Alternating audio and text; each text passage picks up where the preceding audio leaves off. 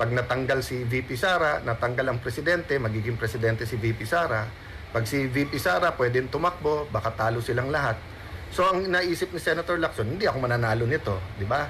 Tumakbo ng presidente, tumakbo ng vice president. Alam naman natin, kahit anong deny niya, yan ang talagang ambisyon niya. O para sa mga Talyanista din sa Imada, tigilan nyo na si Mima. Nagpahinga na yung ale. Pambihira naman. Kahit kayo alam nyo naman kung ano dahilan. Yung mga close dito kay Mima Alicia, alam nila ang tunay na dahilan kung bakit nagurgur yan. Di ba? Huwag nyo nang i-connecta sa politika. Napaka-corny. Di ba? Alam nyo na napakaraming side hustle nitong si Mima. Nagbabayan sila pa nga daw sila magjowa. Tapos noong meron nangyari sa kanya, hindi pa ho siya lumamig, kinukonekta na kagad sa politika. Ano ba namang klaseng mga kasama to? Eto feeling ko lang kung sakaling buhay si Mima ngayong mga panahon na to, baka DDS na siya. Kasi mabubuwisit siya sa mga kasamahan niya. Imbis na magluksa muna at lahat-lahat, inuna pa ho nila ang politika. By the way, maging huwa tayo itong si Ate Shawi, nalungkot ho sa nangyari na to kay Mima Alicia. Pero bago yan, like at subscribe, masaya na ho tayo yan sa mga gusto sumali sa ating community. Yung join button, nandyan lang ho sa baba. Ayun na nga, rumekta na ho tayo dito kay Senator Alan Peter Cayetano. Anyway, palakpakan ho natin itong si Ate Shawi dahil grabe naman, talagang itong si Mima Alicia, ibang klase ho siya. Talagang mabibigatin, no? Trillanes, Lisa Araneta Marcos, Marcos Jr., sino pa? Itong si Kiko Pangilinan. Mabibigat hong mga individual ang nakakapictura nitong ali na to. Anyway, nangyari. Hindi ko tayo natutuwa sa nangyari sa kanya dahil naniniwala tayo, hindi sagot ang karahasan. Wala ni katiting na magbabago sa ating buhay bilang mga Pilipino diyan sa pagkakagurgur na yan itong si Mima Alicia. Kaya tayo hindi siyang ayon, ating kinukundina ang nangyari na yan sa kanya. Dapat yung gumawa niya sa kanya managot, diba? Yun ang nararapat doon. Diba? Wag nating gayahin yung mga wag tayong bumaba sa level ng mga Talyanista. Ang level kasi ng mga Talyanista ganito yung si Tatay Digong, Tatay Nyo Karton, nilagay sa garapon, tingnan nyo nangyari sa kanila. Kaya ayaw natin bumaba sa level nila kasi yan nangyayari, nakakarma Kaya hindi tayo nagsasalita ng ikakasakit ng kung sino man dito sa PHFT dahil ang karma mabilis yan. Huwag nating nasain na mayroong mangyari sa mga kagaya nating individual. Kahit hindi tayo magkapares ng opinyon o paniniwala pagdating sa politika, lagi ko yan sinasabi sa inyo dito sa PHFT. Kahit naman to si Sean Cayetano, malamang pati siya hindi siya natuwa dyan sa nangyari na yan, Kevin. Anyway, rekta na ho tayo dyan sa video na itong si Senator Alan Peter Cayetano na kung saan sinagot ho niya itong si Ping Lacson Boytago. Game. Blessed Sunday everyone. Magandang hapon. God bless you po. Sa ating mga kababayan sa Luzon, Visayas, Mindanao. Mga kababayan nating OFWs, magandang araw ng linggo. I hope na nakapag family lunch, at least nakapag pahinga, time for church, discussions about how much God loves us and our country. Siguro magandang starting point kasi tatlong I ang pag-uusapan natin ngayon Integrity, yung pong sinabi ni Senator Chief Persecutor Lacson, yung pong isda, kasi ang isda po sa bibig nahuhuli, at pangatlo po yung impeachment, no? I just want to repeat yung sinabi ko kanina, but this time around, instead of addressing myself to the teenagers and young men and women of our country, sa young parents naman, di ba? Sa mga nanay at tatay na may mga batang anak. You may agree or disagree with many of our political stands sa mga issue, but napaka-importante po na we all agree that this is for their future. Magandang hapon sa iyo, Pepito Reyes. Gaymar Mantos Delfino, Aris Pahe, Lily Calabayo, Nance Estoso, shout out sa inyo. Inday, Gahud, yan. Dom Billy, Bondik, yan. Magandang hapon po sa inyong sa inyong lahat. Sorry po, may konting ahem. Ahem, yan. So let's start po with integrity. Can we all agree po that whatever we do becomes a habit? Then when it becomes a habit, it becomes part of our value system, then it becomes our character, then it becomes our identity. Diba? So for example, every single thing Juan de la Cruz does, may ninanakaw o may pinipitik or may dinadaya. Cheating, stealing, and lying. So for example, pag breakfast, hindi po nakatingin yung tao sa kalenderya, kumuha ng extra rice o kumuha ng isang pritong itlog pa, hindi binayaran. Pagdating sa opisina, late, 10 o'clock, pero nilagay doon sa time card 8 o'clock o 9 o'clock.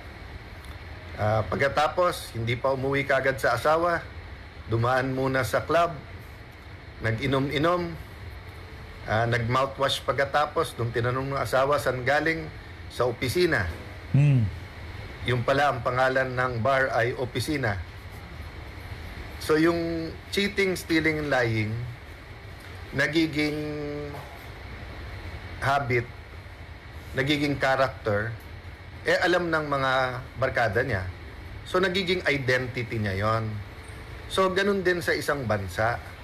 Ang gusto po nating identity is yung Pearl of the Orient. Kasi nga po, maganda, natural, precious yung pearl. Of course, para sa mga kapwa Kristiyano, karangalan natin sabihin the only Christian country in Southeast Asia. Excuse me. Pero ganun din po sa kabaliktaran, di ba? Kung sasabihin natin we're a Christian nation or sa mga kapatid natin Muslim, nasasabihin Muslim Pilipino, and then panay skandalo na daan-bilyong piso, nagiging part ng identity. Kaya maraming OFW na pumapalag pagka ganyang kalalaki yung pagnanakaw kasi nababalita sa ibang bansa, na-Alaska or na how do I put it, di ba? Yung parang nababansagan tayong mga Pilipino. So believe me, Senator Panfilo Lacson, I understand when you say you're hurting because of your integrity. But hindi po ako nag-umpisa nito. Issue lang po yung Senator Marcoleta. Hindi nga po ako active sa hearing na yan. Nakatutok ako bilang minority leader sa ibang mga bagay. Si Senator Marcoleta, whether when we were in the majority at si Senator Chis Escudero ang Senate President, and when we were in the minority, si Senator Dante Marcoleta po nakatutok dyan. Mga debate, bend the law, restitution, meron bang mastermind o hindi, debate lang yan pinersonal mo. Pinersonal mo rin si Senator Marcoleta, kasama kayo pare-pareho sa case build-up, kinutya mo pa, tapos pati nung kinulong, kati kung naka-wheelchair, hindi mo naman alam yung kalagayan ng, ng tao. So, yung question ko, bakit abruptly tumigil yung hearing, and then bakit magkabila na yung sinasabi ng, magkaiba na ang sinasabi ng ombudsman na may mastermind at yung sinasabi mo na hindi. And then bakit may mga tinitignan, may tinititigan, at merong hindi tinitignan at all. So, pasok ngayon. Kine-question ko daw integrity niya. 2 weeks na yung impeachment. I'm just doing my job doon. Biglang titirada yung NBI tungkol sa Southeast Asian Games that we're very proud of.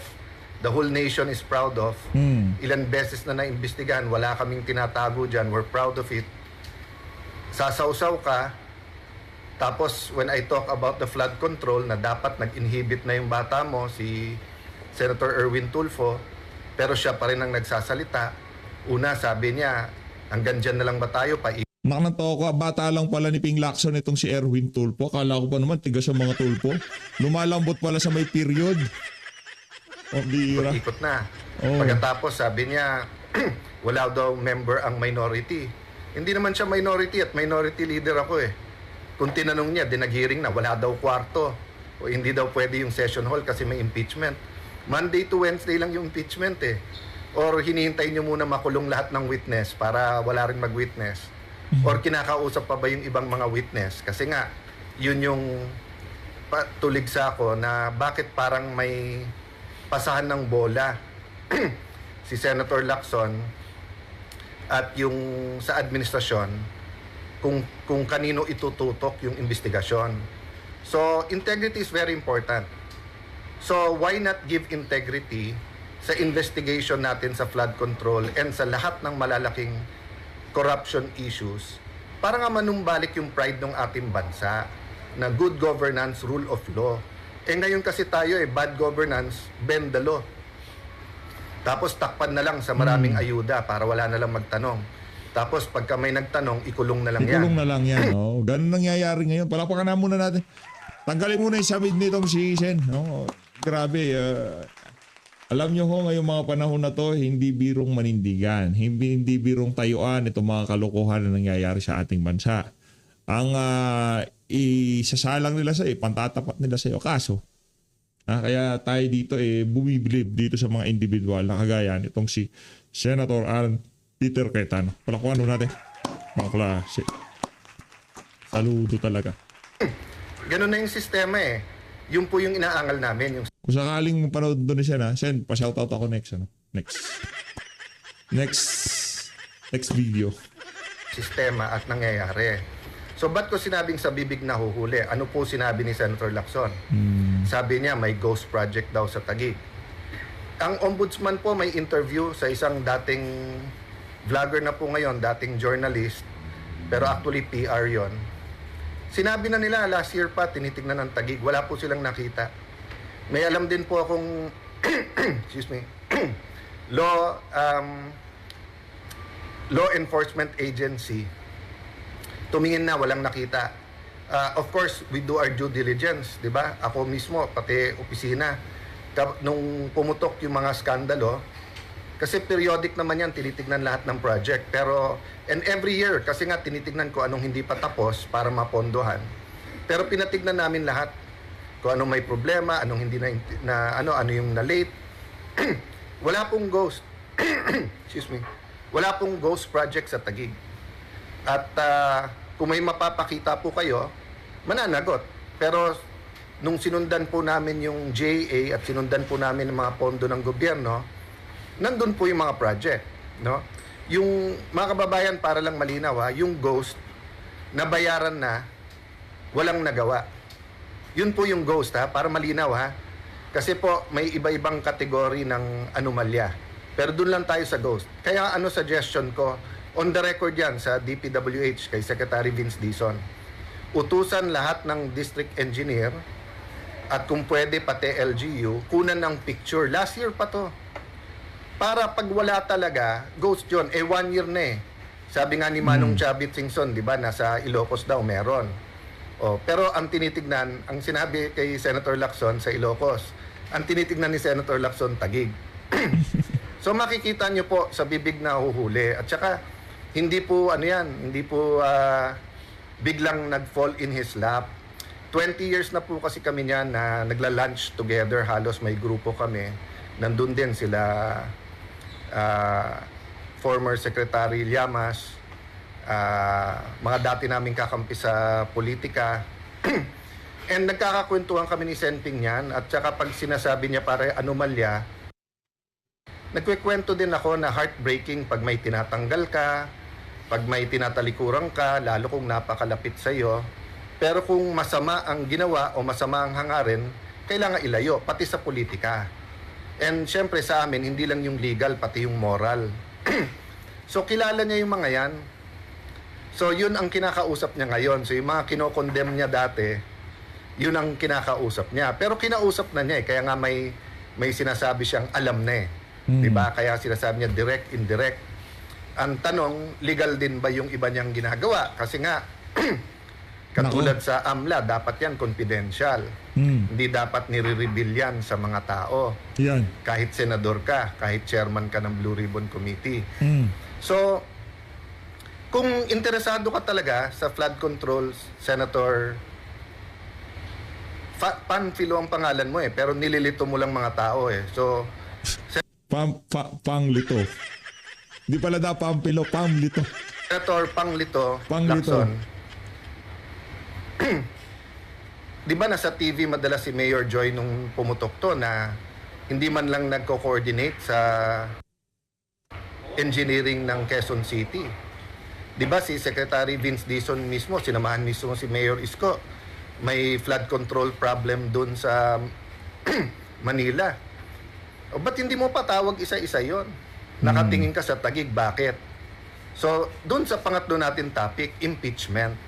Boto kasi sa impeachment laban kay Vice President Sara ang talagang pinagkakaabalan mo. Halatang halata. Kaya mga kababayan, mapapagalitan to si Senator Lacson kasi ang strategy, ipunin muna lahat ng tingin nilang hawak nilang dumi, ika nga, para before the botohan gamitin. Kaya lang hindi makapagpigil dahil inis na to si Senator Lacson. Dahil sanay siya boss Sanay siya nagmamando. Sila ni Siya Senator kumukupas. Tito Soto. Ang problema nga natanggal, tapos hindi rin binalik sa kanya committee, tapos ngayon, syempre ang nasusunod sa Senate si Senator Win Gatchalian at si Senator Chis Escudero dahil impeachment So, nahihirapan siya. Tapos proxy niya sana si Senator Erwin kaya pinagsasalita niya. Ang problema, syempre natamaan din yung moral ascendancy ni Senator Erwin kasi nalalaman din yung mga connection niya dyan, di ba? So, nung una, Senator Panglito Lacson was Senator Panglito. targeting Senator Erwin. Kaya nga yung contractor, di ba, sa opisina niya, sa Senate, may ebidensya daw siya.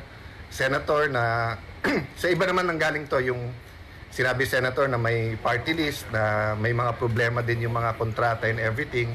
Pero nung naging bata na niya at nauutusan na niya, kampi-kampi na, di ba?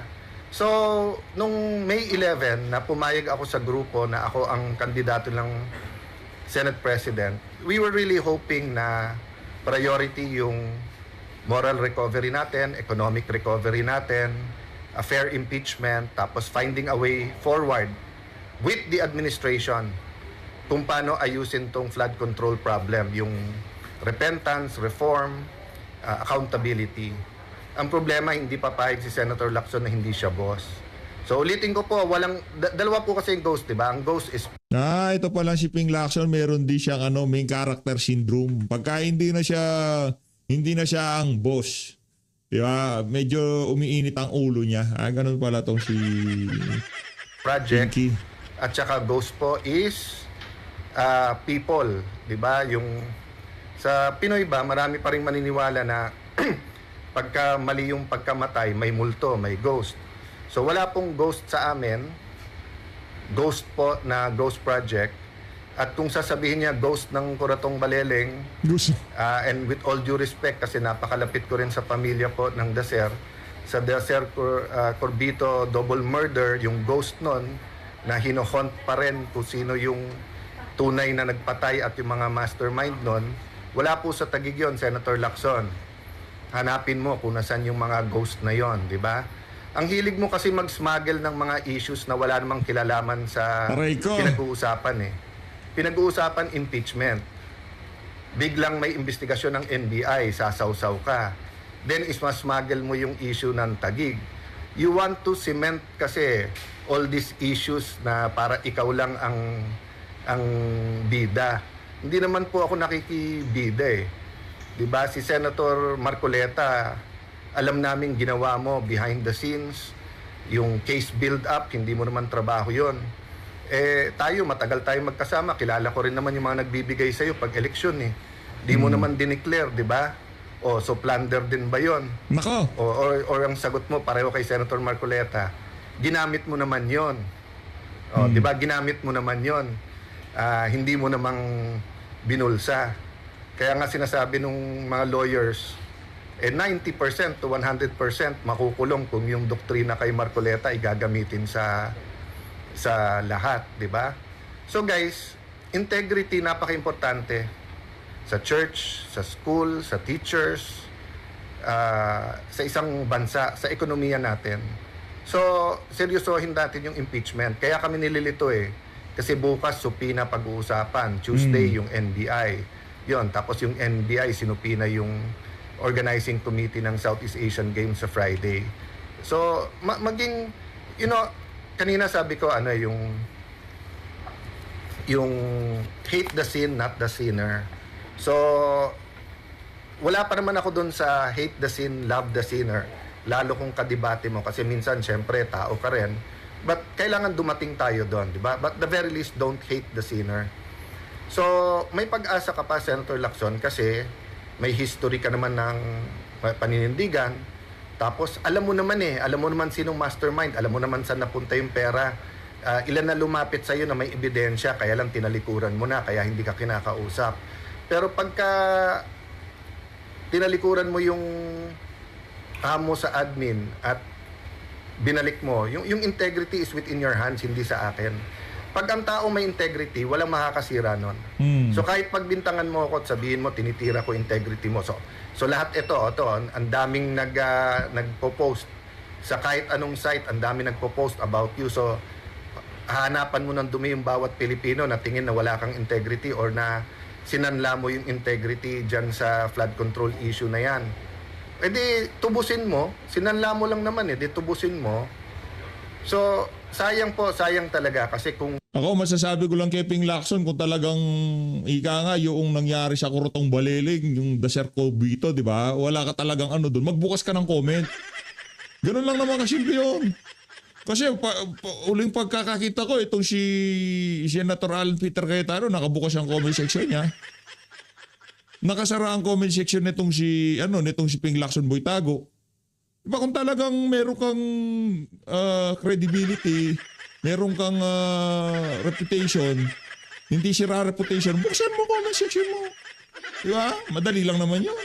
si Senator Ping Lacson, nung after yung mahiya naman kayo, after his speeches, sinundan lang talagang ebidensya, tapos walang pakialam sino nang tatamaan, hahabulin. Hindi pati siya nandun sa na pag natanggal si VP Sara, natanggal ang presidente, magiging presidente si VP Sara. Pag si VP Sara pwedeng tumakbo, baka talo silang lahat. So ang naisip ni Senator Lacson, hindi ako mananalo nito, di ba? Tumakbo ng presidente, tumakbo ng vice president. Alam naman natin, kahit anong deny niya, yan ang talagang ambisyon niya. But again, tignan nyo, sa haba ng ating pag-uusap today, ang issue talaga dito, yung impeachment, yung mga issues na how to make it fair, non-political. Secondly, paano masolve tong flood control, no? When I say flood control, I'm talking about all the corruption issues sa ating bansa. Pero ito kasi pinakamalaki. At pinakamalaki yung mga nasa likod nito. Kaya kung masolve natin yan, may way talaga to redemption, di ba? Repentance, renewal, revival, repentance, di ba? So may plano na kasi yan, kaya mapapagalitan yan si Senator Lacson Takot lang yung iba pero mapapagalitan din yan. May plano na kasi, announce ayuda, announce yung ibang kakasuhan, ilang congressman, medyo hirap pa sila kung yung former speaker ay kakasuhan o hindi. Tapos i-announce sa SONA yan, tapos balik sa impeachment. Sinisira ni Senator Lacson kasi ako ang sinisiraan ng sinisiraan. I'm just doing my job sa impeachment court, just like any one of you, di ba? Yun. But hindi ka maglatag ng plano, Senator Lacson. Why don't you tell the Filipino people, if we want to get to the bottom of the flood control, eto plano. Eto listahan ng mga witnesses na hindi pa tinawag. Eto yung mga LGU. Quezon City, Mandaluyong, Makati, Parañaque, basta lahat sa Metro Manila, tapos lahat ng highly urbanized city. Eto mga probinsya. Hindi ko sinasabing may problema yung mga city na yan. Ang sinasabi ko, ipakita ni Senator Lacson na Hindi yung inis lang siya sa isang tao. Kasi paano naman tayo nangyari kay ate may naiinis na celebrity? I respect that. Hindi nyo type yung pananalita niya. Hindi Yung celebrity, nako baka kasing hutan din nila sa Malacanang yun kaya naiinis kay Senpia. Yung mga celebrity na yan, ang trip na mga yan, singhot lang na singhot. mo type yung kanyang way of expressing herself, pero yung sasabihin, dapat ikulong na to. Paano naman tayo dumating doon? Hindi mo lang type yung isang tao, gusto mo nang ikulong. Utak kulong si Ping Lacson eh. Kung bakit nakakulong ngayon si Senator Dante Marcoleta, ika nga ang mabaho niyan behind the scene. Base dito kay Senator Alan Peter Cayetano, si ano ho talaga, si Ping Lacson, sa totoo lang. Tapos nga, kung anong itatanim natin, yan ang aanihin natin. At yan ang style na tinutulak nila Senator Lacson. So, dun sa mga kaibigan nating natitira sa admin, napahamak na kayo ng May 11 hanggang June. Kailan ba yung special session? Dahil nga, may way forward na na magko-cooperate independent Senate. Pero nakinig kayo kay Senator Lacson, kay Senator Tito Sen, di ba? Kay Erwin Tulfo na guluhin kami, palitan, sila dapat may control, dapat kontrolado nila yung impeachment. So, we're doing our best there. And I respect the presiding officer. I respect my colleagues there. So, ba't hindi pwedeng trabaho na lang? So, thank you, Tanes, Ira, Kahes, Laban. Wala na po tayong choice. Kaya Laban. laban po tayo. Why do I say walang choice? Walang mangyayari po sa ating bansa kung oo, kung yes man na lang po tayo lahat, di ba? So, laban po tayo. So, prayers po. Napaka-importante prayers that we discern right versus wrong and have the strength to do what's right. So, God bless you. Happy Sunday po. God bless Senator Alan Peter Cayetano. Pagdasal ho natin, no. Dahil ngayon talaga takutan, kulong, di ba? Ganun yung kanilang ano ngayon, ganun ang kanilang estratehiya, ganun ang kanilang paglalaro sa politika. Diretso tayo dito kay professor ho ito, si Prof. Kalilong ha. Iba ho yung Kalilong to, ito yung Kalilong na magaling. Yung sa Senate, yung sa impeachment trial, yung Hilong Kalilong. Pero ito si Prof. Kalilong, matindi ho ito mga kababayan. Pakinggan ho natin ang kanyang mga punto de vista dyan sa interview niya dito kay Madam Corina. Magandang umaga po, sir. Welcome back to Memo. Yes, good morning, Ms. Karina. Good morning, Magaling, Good morning din po sa lahat Isa sa mga pinapakinggan natin yan. at kasabay pa. Thank you for having me. Yes, so Roland Kalilong. today, ang balak po nila, okay, bago yung today, yung mga nakaraan po muna. Kung kayo po'y referee sa boxing, sino po ang nanalo sa round na ito? Prosecution ba or defense? I think for just to be fair, of course, I think both of them actually did put up a good fight.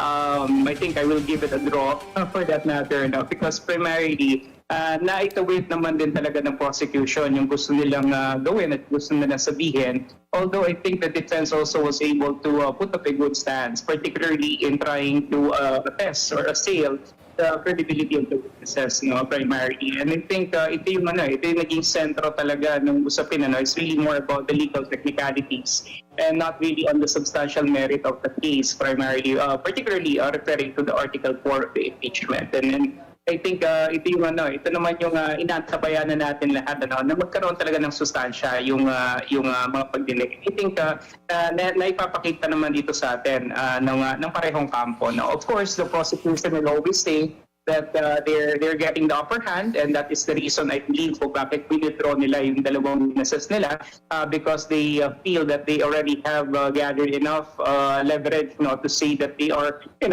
successful enough in their pursuit to actually solidify yung kanilang stance dito sa Article 4. But of course, on the part of the defense, and many of their supporters are claiming na natatakot daw sila dahil medyo yung dalawang naunang witnesses hindi naging solido yung mga naging pahayag. But I think both of them did put up a good fight, I would say. And malayo-layo pa naman itong boxing nga ito or basketball match. I think we're still in the first quarter, so many things is yet to happen. Pero sabi nga po nila, sir, just one article is actually enough. If proven guilty, it is enough to impeach, hindi po ba? Pero kailangan nating... So, at the end of it all, kasi baka hindi rin naiintindihan ng iba nating kababayan, sa dulo nito, pagkatapos ng pagtalakay ng 4 na artikulo, pag napatunayan na yung una ay may sala na si VP Sara, pwede pa rin siya ma-impeach even if the next 3 articles are failures. Right. That's right. Actually, that's the contention here primarily. That's why I think it's incumbent upon the prosecution to really come up with very good grounding, sa bawat isang artikulo na tinatalakay para talaga masiguro, na mataas yung chances, or tumaas yung chances for conviction. And I think this is what the defense should also be prepared right now. And I think ito nga, papunta na tayo doon sa what I would say is a more contentious article. Kasi yung Article 4, medyo tayo ron medyo alam natin because of the existence of the video.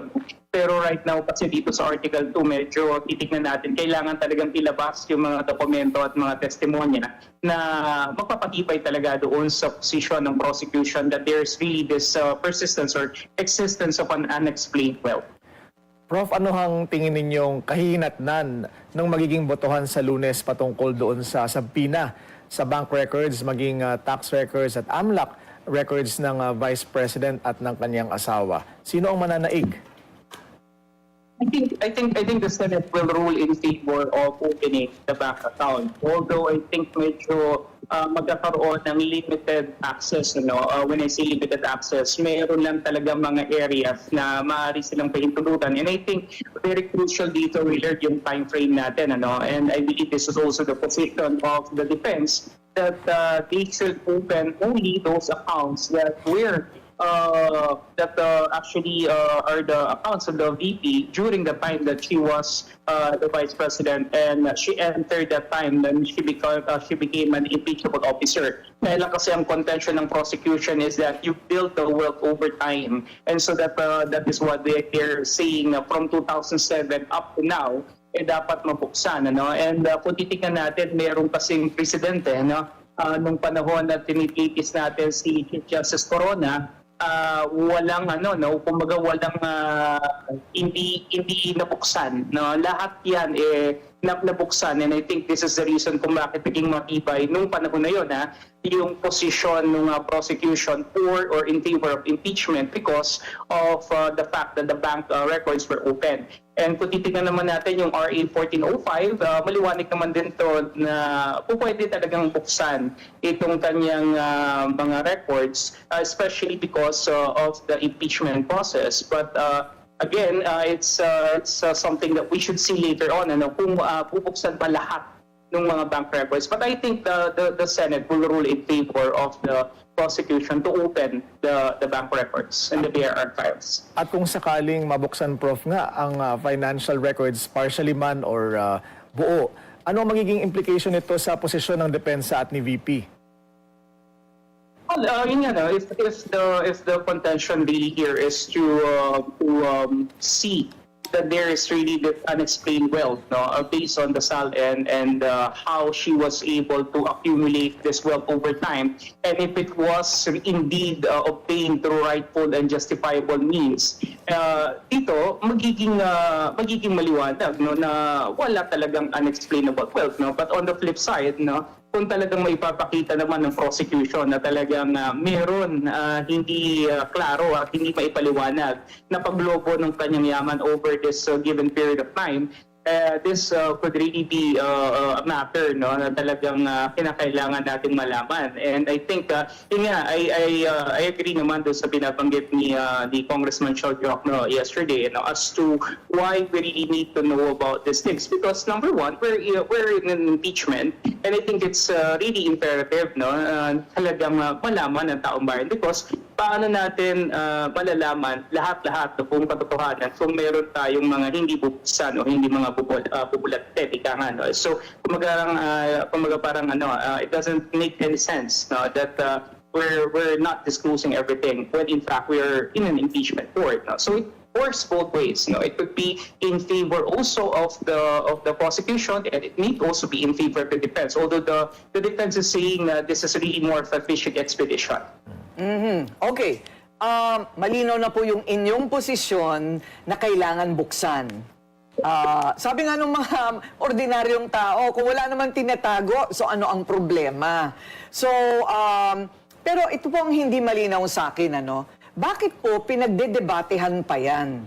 Kung in the case of former situations as that of Corona, Sereno, Estrada, does that not already constitute say jurisprudence? Wala po bang batas na na-establish na all of that should actually be public because she is an elected official? Bakit kailangan pa hong pagdebatehan ng paglalabas niyan? Yan. Bakit nga ba? Well, Paul? sad to say, Ms. Corina, wala po. No?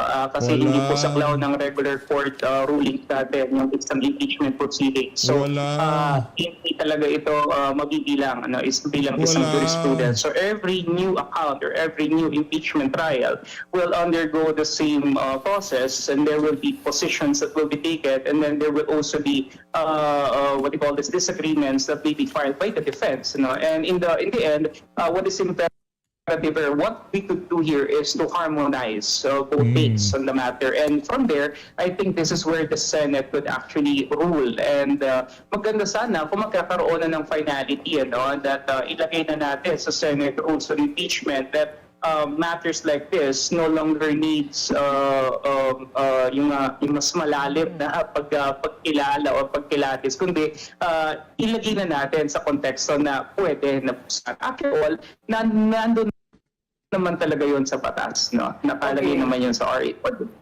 So, ganun pala yun, Willard. Pwede silang iba po ang mga patakaran ng isang criminal case in court. In which case, they can always subpoena for these such bank records. Pero dahil political process ito, pwede silang magsabi na hindi pwede. Pero pwede pong silang gumawa ng Senate rule that will state that we all have to be transparent. Yeah, actually, lahat naman po ito, po pwede naman talagang balangkapin ng Senado. After all, the Constitution also clothes the Senate with this power to conduct the proceeding and at the same time to impose their rules. And so, po pwede po nila itong gawin. Although, like I said, kung in the idea of time or saving time, mas maganda talaga kung nandun na siya. Pero like I said, it's always the defense will always pounce on this just to actually to also advance their cause. May mga nagsasabi rin at nangangamba na maaaring maging president ito kung saan pwedeng hilingin ang mga sensitibong personal records ng isang respondent kahit hindi pa malinaw ang kaugnayan nito sa kaso gaya ng sinasabi ng defense. Sa tingin ho ba ninyo ay valid ang ganitong mga concerns, Prof?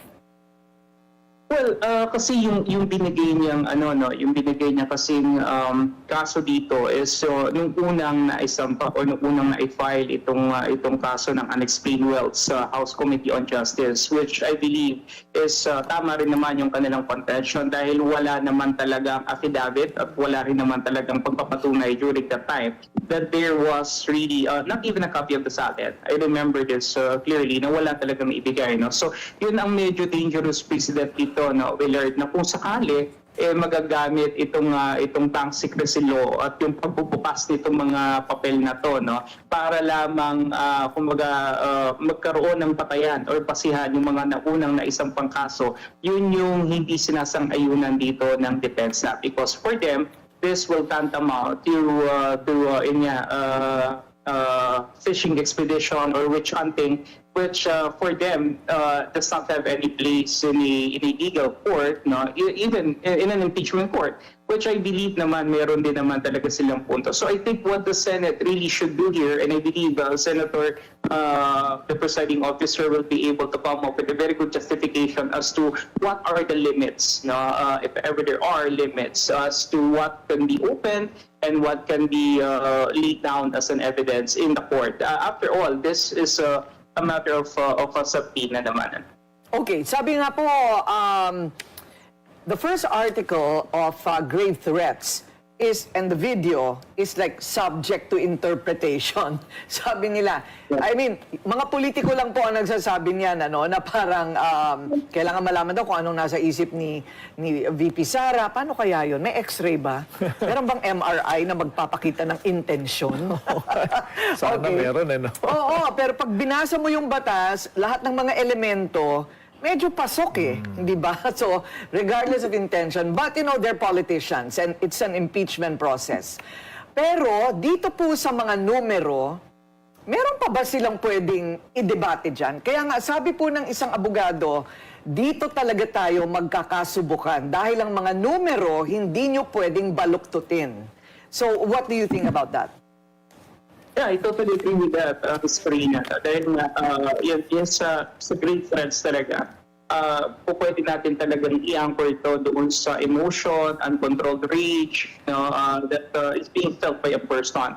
But then again, the records, especially AMLAC records, itong mga SALN, and of course, itong mga bank transactions is something na medyo klaro talaga yan. I mean, in black and white yan. I think what is important here and what will be the bone of contention here is kung paano talaga na-acquire at paano nila nakuha yung ganong wealth over time and kung saan nanggaling at kung legal ba yung mga transactions na pinagmula nitong mga bank records na to, no? Primarily yung mga incoming tsaka yung mga outgoing. So I think yun yung mga talagang titingnan natin dito. But of course, yun nga, the numbers will be there. Verifiable naman lahat po yan, ano? At yun yung kagandahan dito sa second article na to dahil mas klaro at mas maging definitive yung tatahakin ng ating second article. Pero hindi ba, Willard, sa SALN pa lang eh. Hindi ba sa SALN pa lang, sa mga nakaraang mga kaso ng impeachment, impeachable na eh. Hindi ba? Tama po ba yun? Kung halimbawa ay na-declare ba niya yung Yes. ganitong certain Kung amount hindi sa kanyang tugma. SALN? Oo, kung hindi tugma. Oo. Eh, mauubos ang Senado. Hindi ba? Kung lahat sila, Oo. kung lahat sila ay ay susubukan sa SALN. Oo, dahil SALN ang dumali kay Chief Justice Corona. Ganon din kay Chief Justice Sereno, although hindi sa impeachment trial, sa isang hiwalay na co-warrant of case ng kanyang mga kasamahan. Correct. So, what do you think, sir? SALN pa lang, pag hindi nagtugma, is that impeachable na?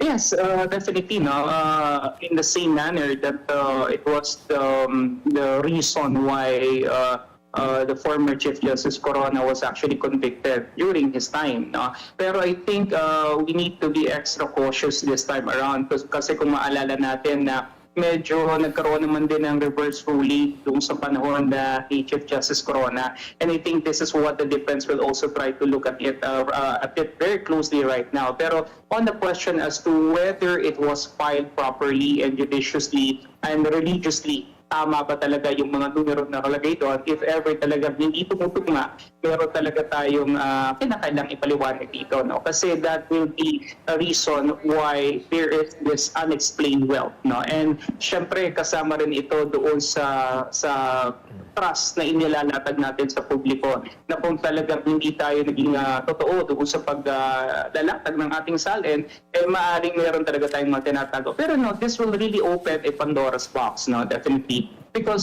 the truth is, ilan ba sa mga politiko natin po talaga ang nagpa-file ng SALN nila ng tama? Ilan ba sa kanila talaga ang very, very religiously to the letter sinasabi nila na ito yung pinanggalingan at ito yung pinagbulan ng kanilang yaman? Ano? I think I cannot say safely kung meron ba talaga. Pero yun nga, at the end of the day, she is the one being impeached right now. So the spotlight is really on her. And ito po yung kakailanganan natin malaman right now. That spotlight is on her now. Pero pagka napatunayan that it is impeachable, that your SALN is fictitious, edi parang medyo matatakot sila. So I'm imagining now how they're going to make it look like discrepancies and incompatibilities in the SALN is not impeachable. Tingnan natin kung paano nila babaluktutin yan. Tingnan mo natin. Ayun na nga mga kababayan, dito na una tatapusin ang ating reaction video. Maraming salamat sa pag-support sa page of TIC. Mag-ingat po kayo lahat. Mahal lahat ng Pilipinas.